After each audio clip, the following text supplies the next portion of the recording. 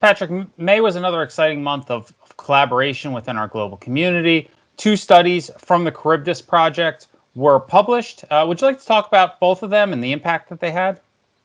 Yeah, it's a great month to celebrate major accomplishments that demonstrate the power and impact that Odyssey can have.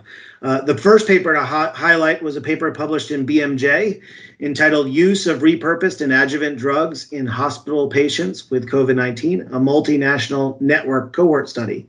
And this was a study led by Albert Prats Uribe with 43 collaborators using data from 11 different databases, where we studied the use of different medications for COVID to try to understand the real world experience that happened during this pandemic. And I think that this really demonstrates how real world evidence has a powerful role to just monitor drug utilization and to see how evidence that is learned makes its way into clinical practice.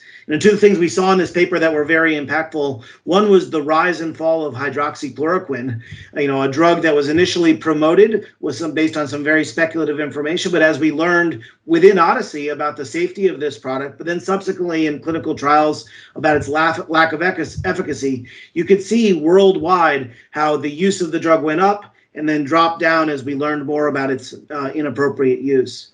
The second highlight that we could see in that study is the use of dexamethasone, a steroid product that we actually learned through the recovery trial does seem to have an effective profile on COVID. And we could indeed see that as we were starting to gain new knowledge from various trials, that the real world data could help us see that the uptick in use in clinical practice. The second study that I'd really like to highlight was led by Talita Duarte Salas, a paper that's being published in Pediatrics entitled 30-Day Outcomes of Children and Adolescents in COVID-19 in International Experience. And in this study, we examined over 240,000 children who had COVID-19, over 10,000 children hospitalized with COVID-19 in 5 different countries. And this is a good example of where real-world evidence can really fill an important gap. Because whereas clinical trials are very often studying adults, clearly all of us care about the impact of disease in children. And this was a great opportunity to use real world data to study the baseline characteristics of who these kids were, as well as to understand the severity of the disease and the outcomes that these children experienced. And so I think this is a very important contribution that our community's made to fill an evidence gap, particularly in an area where we needed to learn as quickly as possible. I think Odyssey definitely answered that call. Exciting to see those studies completed and published, but some important studies that are ongoing. And we heard a lot about one during one of our community calls this month, and that was the PIONEER Prostate Cancer study-a-thon. That was a collaboration between PIONEER, Eden, and of course, the Odyssey community. What did you really take out of that presentation and the work that's happening? Yeah, whereas those first 2 papers we just talked about were actually they were stimulated at our COVID study-a-thon over a little bit over about a year ago. It was exciting this month to see the PIONEER team showing us the fruits of their labor of their study-a-thon just a couple months ago. And what was exciting to me about the PIONEER effort was how they were focused on a particular therapeutic area, prostate cancer, and really trying to identify the evidence gaps in that space, particularly centered on the challenges of watchful waiting and the appropriate treatments for patients as they potentially progress through a slowly moving disease. What we heard during our monthly call was about how this community came together, bringing together new data partners who hadn't engaged in the Odyssey community, new research collaborators who are interested in questions and looking for opportunities to use real world data, and new partnerships forming between groups. For me, one of the most substantial, interesting parts about the PIONEER study-a-thon was the inclusion of patients and having their voice participate, not just to motivate the research, but also to actually engage and understand the impact of the work. And so what we heard this month was really about the work that happened at the study-a-thon, the progress that's been made, and I'm really looking forward to seeing the scientific output of that work coming out in subsequent months. So I'd encourage everybody in the Odyssey community to watch this space as it relates to the PIONEER effort. Yeah, you talk about between the 2 papers that were published, over 40 collaborators on both.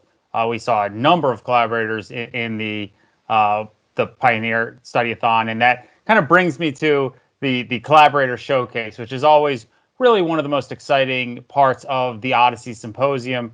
The deadline for submissions is June 18th. So coming up here in a few weeks, but certainly enough time to get it in and be part of this effort. What excites you most about the Collaborator Showcase, and what are you looking forward to this year? Yeah, well, I think, Odyssey is all about community and collaboration. And I think that the Collaborator Showcase at our annual Odyssey Symposium is the best demonstration of that. It's an opportunity for researchers who are working on any aspect of our broader global mission at any stage in the development of their research and development to come and showcase their work, to let people learn from their experience, to learn from others, and to seek collaborations. So whether you're working on data standards and evolving vocabulary issues and thinking about how we can bring data to the fore of the community, whether you're doing methodologic research and you're thinking about establishing or evaluating scientific best practices for generating evidence, whether you're developing open source software and you want to be able to showcase new features and tools or bring new ideas to bear of how we can actually capitalize on this data, or whether you're answering real clinical questions that matter to patients around the world, the Odyssey Symposium provides a great opportunity for you to share wherever you're at in your journey and to hopefully have the rest of us benefit and learn from you, but also for us to figure out ways to collaborate even further together.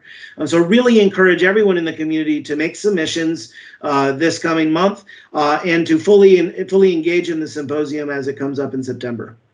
That's right, September 12th to 15th, the symposium will be virtual again this year. We had some success with the symposium last year, but we're certainly looking forward to making it even better this year, especially in the area of the Collaborator Showcase, be able to bring people together in that area a little bit more so than we did last year. So more to come on that. Certainly join our weekly calls to hear more, and especially as we get closer to that June 18th deadline, we're going to start to answer some questions that people may have about their own submissions. So certainly a lot to look forward to in June, some great community call topics, a lot to be excited about. So thanks again. Thanks, Patrick, for joining and looking forward to seeing what happens this month in our community.